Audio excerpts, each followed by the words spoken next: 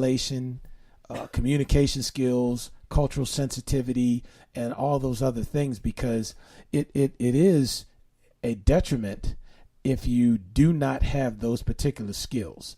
If you do not know how to have a conversation with someone that is having challenges, whether all kinds of socioeconomic challenges, or if your beliefs, if I don't believe in people living together who aren't married, or I don't believe in interracial marriage, or all these other beliefs that all of us bring to the table. Might not be those two views, but we all bring certain beliefs and prejudices to the table. But the training and the other repetition type of activities is supposed to help the officers to compartmentalize those types of thoughts and feelings and serve a very diverse community. So we absolutely think that communication skills are critical if any agency is going to be effective in terms of developing those partnerships that are going to be necessary to maintain the quality of life in that neighborhood. Totally agree. Well, that's a good point, but what we're saying and what we're doing are two different things. And then that's also in accordance to the geographical area of the police departments that we're talking about. And because I heard it said at one point in the show that a lot of people don't know that they can go in and talk with the police chief and have a conversation. And that may be true in certain areas, but in many areas that is not true. They know it, and the police chief is not welcoming to have them come in. That's true. Except make an appointment or talk to the community relations people. Yeah. So it's a put off. And again, training is a big issue. Training at the higher level, training at the lower level, training at the recruitment level, training as you progress through the stages of command. That's important. And the big key word is communication. And we agree. And thank you so much, Dr. Douglas, for calling as always. Dr. Douglas is a very esteemed trainer and behavioral scientist, and who's well known throughout the country. And we're just so humbled that you were listening to us today and shared your thoughts. And we're going to go to another caller here very shortly. But to that point, Pastor C, it is, and Susan, it's so important that officers and community members are able to talk to each other. Now, you don't necessarily have to have, 5 degrees hanging on the wall. Even if we're grunting and snorting, we should be able to talk to each other and be able to work through some of these issues. And I'll just share another comment from Miss Gina Rogers. And she said that I think the community has the responsibility to pick an area to concentrate on, whether it's education, social issues, political issues, or issues with the police. We must be consistent hold ourselves accountable to hold the police accountable. So I think that's the same overriding theme that we've been talking about. It is a two-way street. It is. And if I can go back to that El Paso tape that we started this segment with, when you heard all those kids out there, and hopefully we are again with the straight no chaser mantra, when you heard all those kids out there using all that profanity, sons of bitches and all the other things that they were saying, that's a problem. It is. You should not have young people, and I saw the video, 12, 13 years old, feeling empowered to use that kind of language against authority figures. Now, conversely, authority figure, respect isn't given to anybody. Sure. And so you have to earn it. But clearly that shows that in both situations, there are some issues that need to be addressed. And I believe that respect has a lot to do with how you view someone or something. And I think that not only from a community standpoint, but even law enforcement, how you treat someone or your conduct towards them has a lot to do with how you view them. Mm-hmm. Do you respect them? If you do not respect them, then you're not going to treat them with class. You're not going to be, honorable. And so these young people, a lot of them are doing to others as people do unto them. So you curse at me, I'm a curse at you. It doesn't make it right, but it's an issue of respect. There is no honor anymore. And again, it goes right back to how things are being displayed on television, social media. It influences how people perceive things. And that's why we are struggling with this generation with a lack of respect, a lack of honor. And we see it on television. We see it in schools. We hear young people today walking down the street just using profanity. When I was coming up, when we walked in front of a church, we didn't curse. When we saw Miss Sally, we didn't curse. We were yes, ma'am, no, ma'am, yes, sir, no, sir. That particular mannerism right now is almost non-existent. And it has a lot to do with what we're seeing. And the perception of things is diminishing respect across the board. Mm-hmm. That's right. I totally agree. You were going to say something, Susan? No. Yeah, I totally agree with that. And I think that just really emphasizes the point again that everyone has a stake in this. Mm-hmm. And when you see the kind of conduct that you saw, you have 13 and 14-year-olds calling law enforcement officers the B word, the N word, and all these other types of things, that's a problem. When you have an officer, now understand, the officer is trained.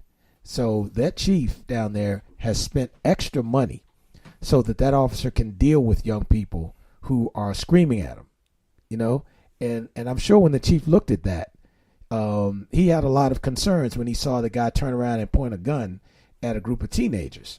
Now, of course, they're going to look into that, and they're going to have to get statements and find out what was going through the officer's mind and so forth and so on.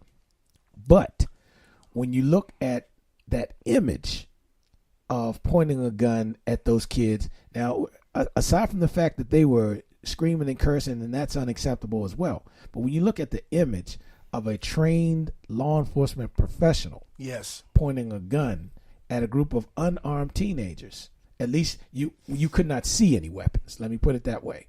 That's not a good look. It's not. Or putting a knee in his head, the kid's head. Right, and they're all and every agency teaches tactics that are acceptable in terms of their policies. Many agencies are members of CALEA. They've had the CALEA standards of training and so forth, and their state mandated training. So everyone has standards on certain techniques and so forth that you can and you shouldn't use and so forth. Now, whether that was one of them, I guess the investigation will reveal that. But again, the image of how that came across was not good. And my question to you is, mm-hmm. that being publicized like that, mm-hmm.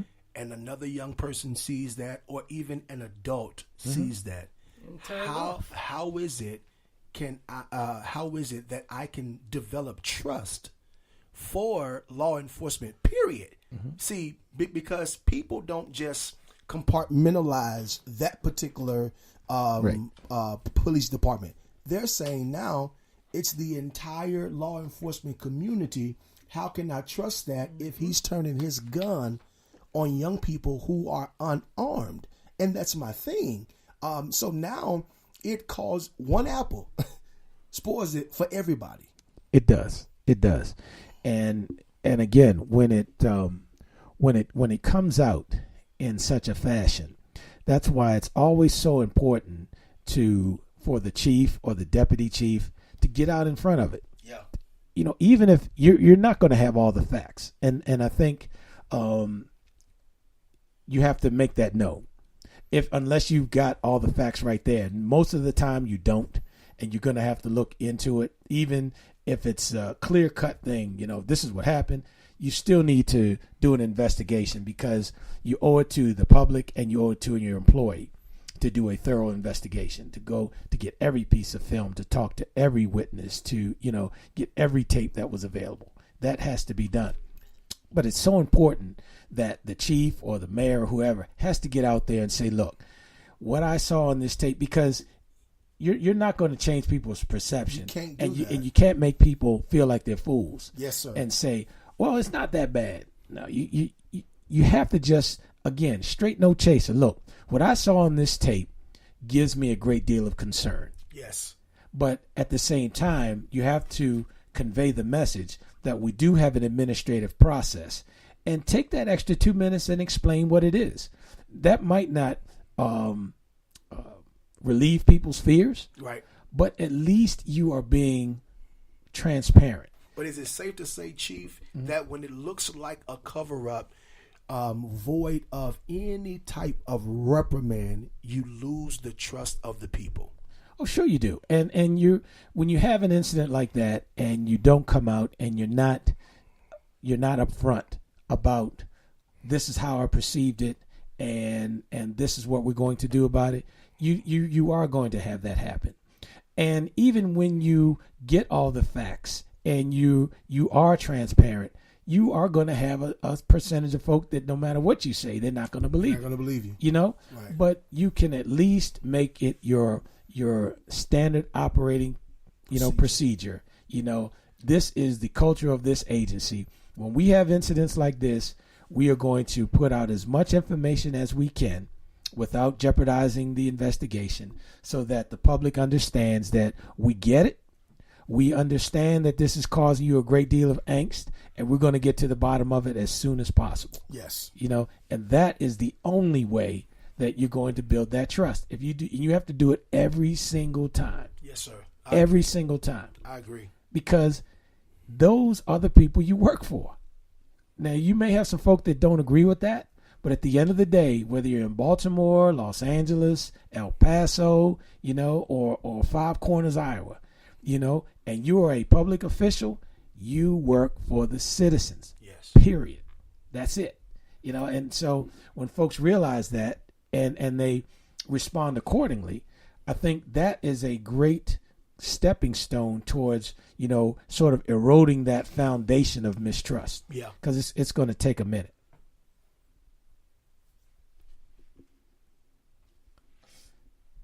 Were you getting ready to say something, Miss Susan? Okay. You looked like you were getting ready to say something. So anyway, so we have another caller, and we're going to bring this caller in and get some additional perspective on our topic. Caller, you're on the air. Hi, this is Leslie. Hi, Leslie. Hi, I'm from Baltimore, and I think it's so important what you just talked about who's responsible, what the responsibilities are of the public officials. And I serve on the Civilian Review Board in Baltimore City. Originally, we were under the Office of Civil Rights, and that office is responsible for protecting the civil liberties of citizens in the city. Most recently, the Civilian Review Board has been placed under the city's law office, and its primary mission is to protect the government.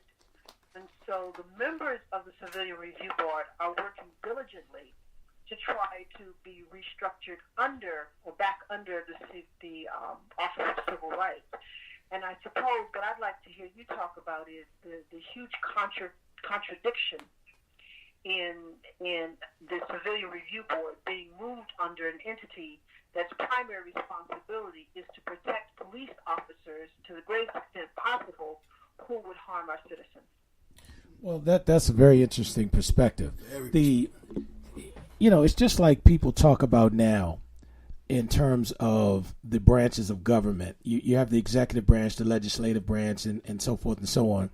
And people are saying right now, well, what the hell is Congress doing when these things are happening? Don't they understand they are a separate branch? They have their own legislated duties and responsibilities. Mm-hmm. Well, when you look at a citizen review panel, what the purpose of the citizen review panel is, particularly when they're appointed, as they are in Baltimore, is you're supposed to take an independent look at that investigation or those circumstances.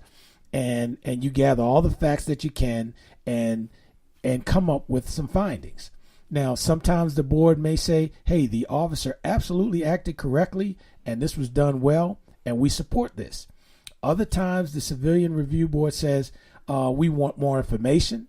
We don't think the case has covered all of the bases.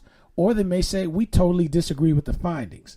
But it's so important that those boards have the independence to give a non-biased perspective of their findings. And